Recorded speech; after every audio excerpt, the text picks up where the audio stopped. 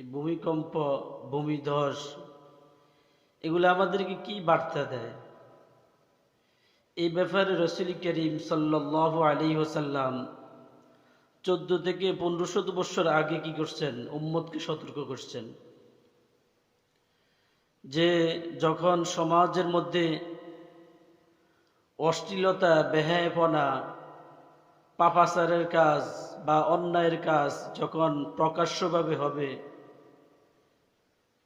এটা লুকায়িতভাবে না, প্রকাশ্যভাবে যখন হবে, তখন জমিনকে আল্লাহ সুবহানাহু ওয়া তাআলা কি করবেন? লাড়া দিবেন।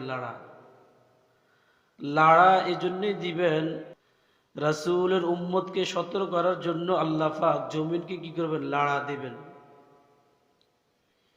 এই লাড়া দেওয়ার মানে হলো তোমরা কি হয়ে যাও? সতর্ক হয়ে যাও।